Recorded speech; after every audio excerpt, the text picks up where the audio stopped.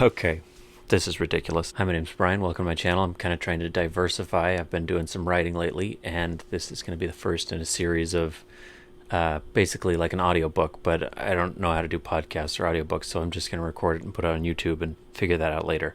But I've been putting this off for a long time because it makes me nervous, because I'm an artsy-fartsy, and I hate the idea of anyone reading my writing and not liking it. But here we go anyway. So this is a sci-fi I wrote probably about 6 months ago, before the world went crazy. But this is a sci-fi I wrote. This is called LANA. Year 64 post-collapse. Date unknown. 2 a.m. Sector 23J, Kyona territory. Safely hunkered in her perch under the dusty night sky, LANA awaits a signal. She lays on her back in the skeletal remains of an ancient Toyota minivan, one of her many shelters spread throughout the area. One can never have too many backups. It is dangerous to get settled in one place here. Predictability meant death, or worse, capture. She's bored out of her mind, tapping a frenetic beat on the bare metal floor with her booted heels. LANA is normally quite patient, but it has been nearly a week since she is boosted, and her electro-cerebral interface is running low on batteries. She is basically in power-saving mode until she gets another hit. No frivolous power use, no movies, no music, no life. As much as that sucks, the much scarier problem is that she's getting so low on power that she has started to glitch, which hasn't happened before. This morning such a glitch almost lost her an eye while eating breakfast. Not cool. She needs juice, and quick, before her computer takes a shit entirely. That's the last thing she needs right now.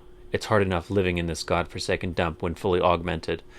Doing it as a mere human is unthinkable. She turns up the gain on her audio, a gesture that looks like she's feeling a mole on the back of her neck. A low hum fades in and out.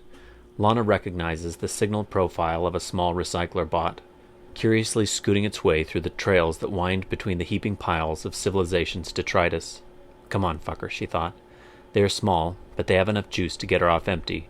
She's getting anxious about it, and there's no way she's going to get any sleep until she catches something.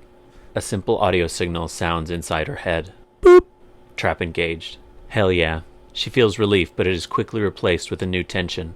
LANA has less than 3 minutes before this little vacuum cleaner starts drunk dialing its friends. Bullshit she does not need in her life right now. She lifts her arms above her head and places her palms down above her shoulders. Bringing her knees to her chin, she snaps her whole body up, springing forward and landing in a crouch.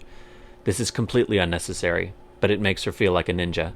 She hops out of the van and Jackie Chans her way the 20-odd feet down to ground level.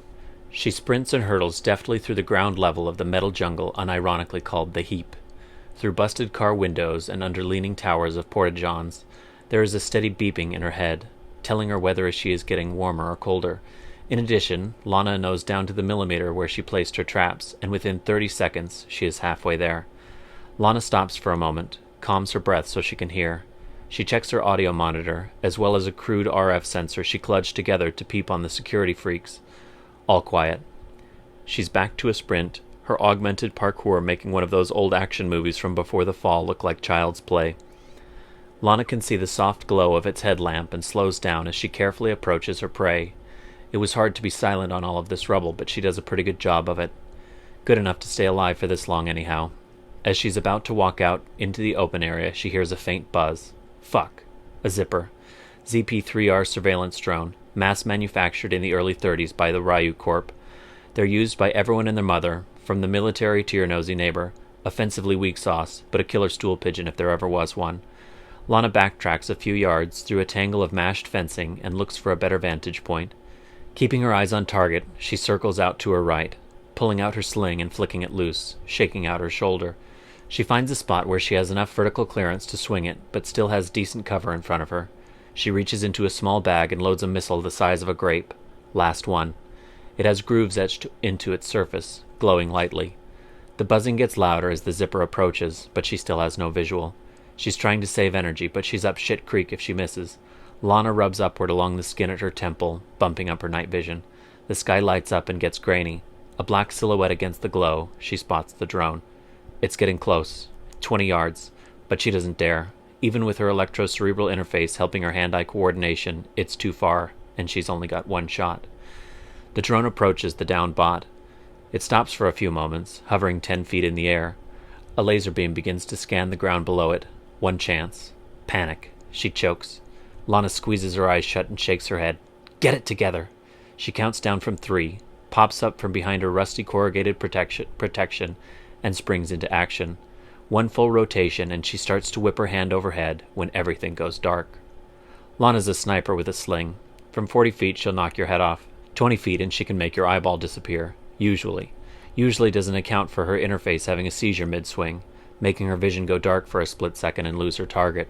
She feels a jolt. Her ECL comes back online and time slows down. She sees her missile, the electromagnetic pulse chip, soaring harmlessly wide. Out of ammo. Quick, and no longer silent, she leaps her barrier and springs forward. The drone has sensed the missile floating uselessly past it and turns in the direction of its origin.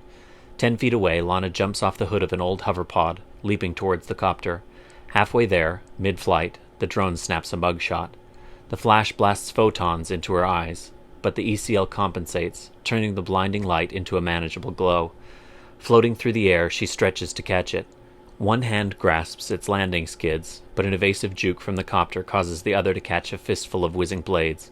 She hits the ground and throws it at an oil drum, then immediately stomps it, shattering it to pieces. Lana looks down at her hand. Ground beef. She's so jacked on adrenaline she feels nothing. Thinking for a moment, she can't decide whether she crushed the zipper fast enough before it sent out a distress beacon.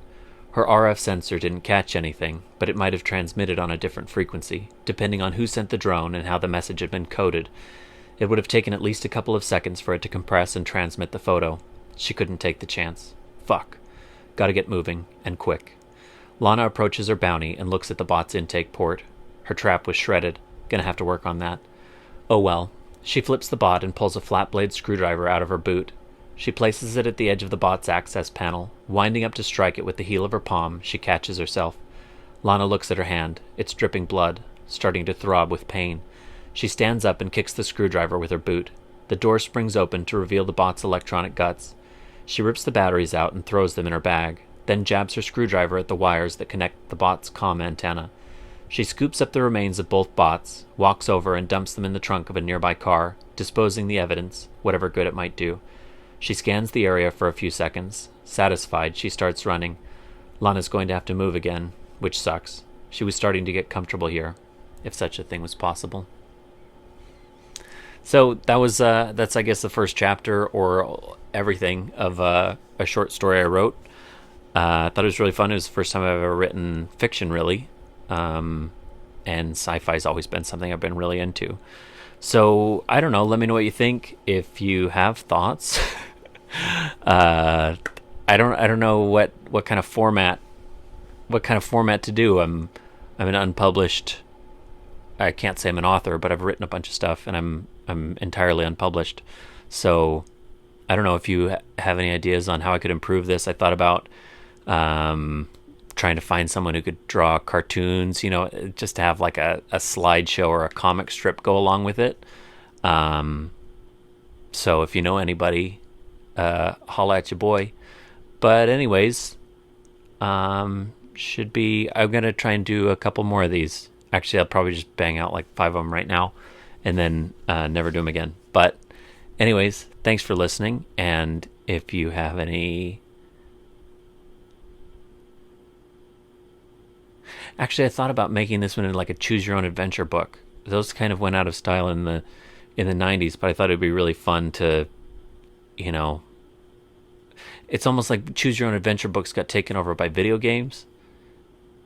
A video game is basically a choose-your-own-adventure book, just with way better graphics, and you don't have to use your imagination. So I thought about making this into a choose-your-own-adventure book, and I don't know. Let me know if that interests you, or if, I don't know, if you can mash a keyboard. Hit me, do whatever you got to do. Anyways, hope you're all doing well, and goodbye. La la la la la la la la la la la la la la la. Oh, it's gonna be an Alt J song.